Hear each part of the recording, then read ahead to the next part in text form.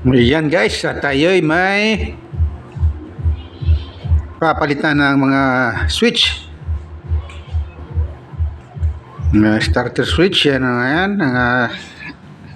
Anong tawag dito? Yung high and low switch. Yan, papalitan natin. Parehas yung kanyang coding, kaya lang yung socket ay magkaiba. Kaya tatanggalin natin yung socket ng binili. Ibabalik natin yung socket na luma. Yan. Hindi mo lang kunin yung socket ng luma para madali ring tanggalin kung sakaling may gagawing iba. Yan. At dugtong na natin. Color coding lang yan. Kung tama na pang Mio ang binili nyo, yan, tama naman yung binili ng mayari. Hindi lang sila marunong magkabit, kaya yan, dinala sa atin. Tama naman yung kanilang nabili. Sakit lang ang nagkaiba. Kasi yung mga modelo ang nagkakaiba, pero yung color coding nila ay isa lang.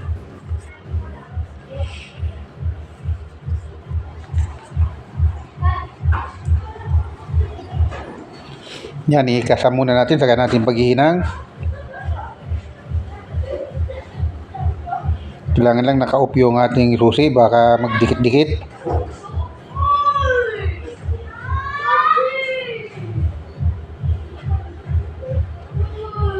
Yan, string cable ang ginagamit natin dito. Nakaabang na yung string cable, yan, yung kulay itim na yan.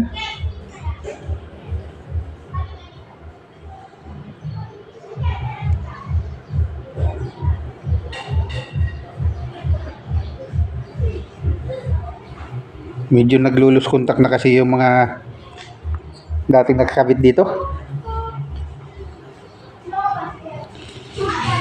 At pinapalagyan din ng kill switch, no, ang mayari. Pagka pinindot mo, hindi yun na mag-start.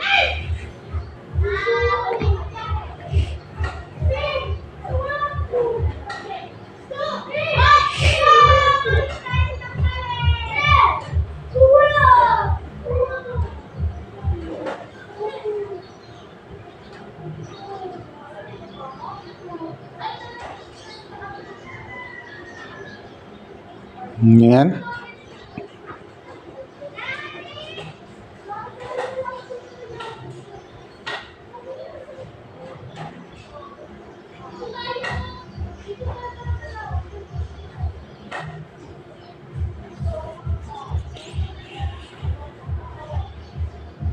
Tulang tayo ng string cable.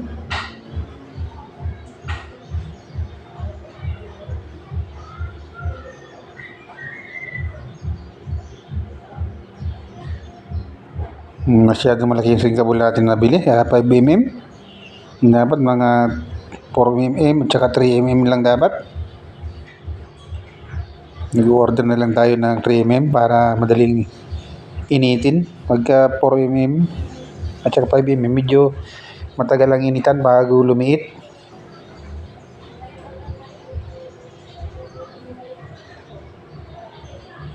Yan, at pangit yung mga nabibiling wire ng mga switch ngayon, mga replacement, inipis ang laman na copper.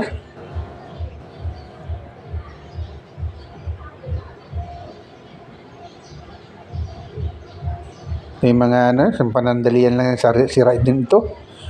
Madali itong kainin ng umido.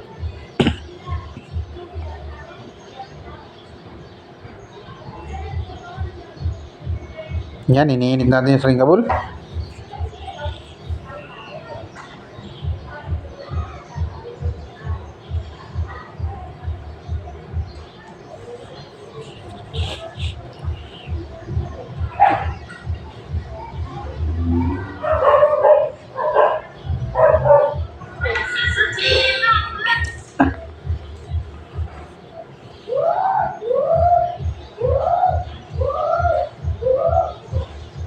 Yan, siguro din lang tama yung dinaanan.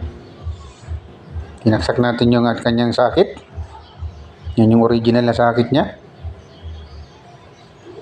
Pagka natapos, ito ay nabalutan natin ng tape para hindi magulo.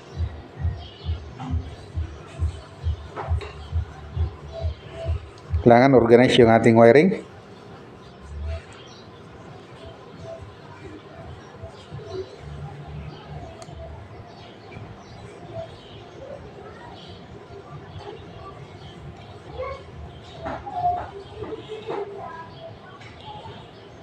Yan, pinindot-pindot natin yan kung tama. At tama naman. Na in-mute lang natin kasi masyadong maraming tugtog.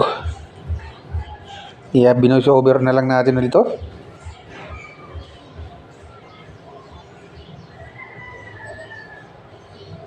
Baka tayo ay maka-copyright na naman.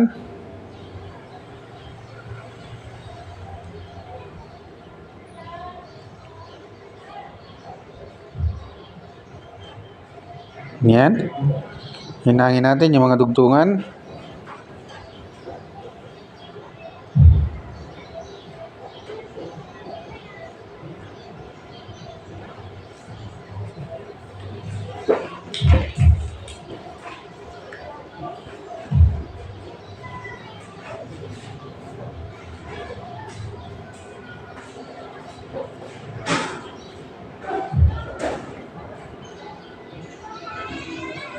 Yan ang busina, high and low.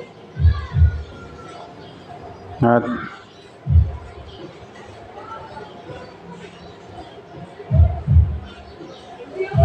signal light ay magkakasama yan sa isang lugar. Bandang kaliwa yan. Kung kayo nakaupo na dun sa upuan. Starter at saka yung backlight. Switch ng ilaw ay yan doon sa bandang kanan.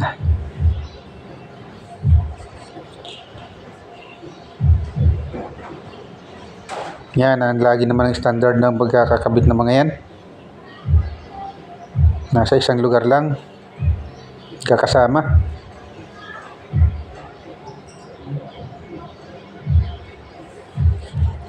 Yan, hinangin lang natin mabuti para hindi mag-loose. Kasi nag-loose yan wala. Mapapahiya tayo. Ayan. At pwede na natin siyang initin. Yung sinkable.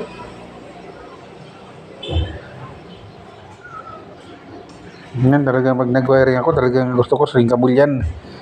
Para iwas ang grounded. Saka natin babalutin naman ng finish na tape para mag-organize. Hindi sabog-sabog ang wiring.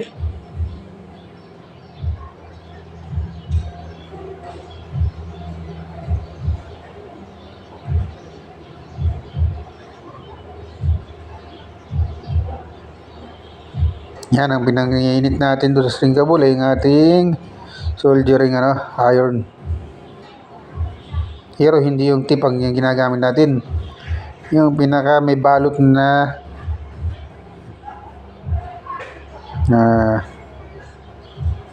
asbestos.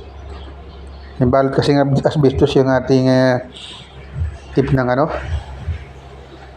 soldering iron natin.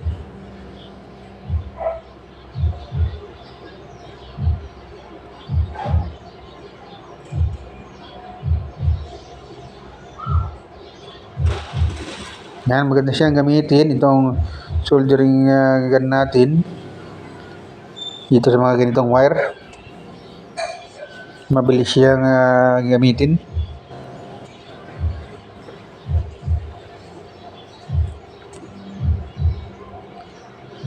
Pero sa matatabang inang ay ibang ginagamit natin.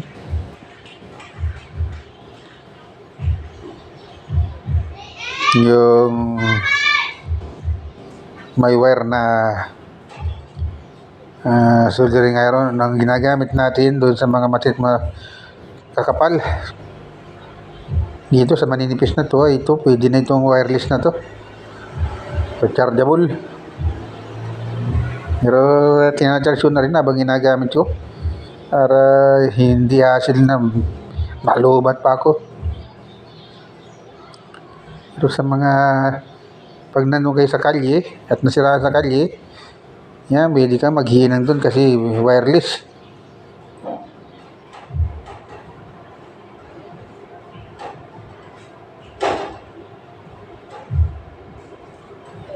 Ayan.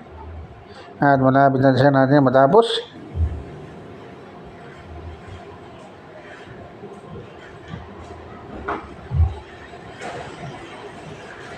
Ganyan lang naman, kabilis yan. Ganyan lang, kadali ang maglalagay niyan.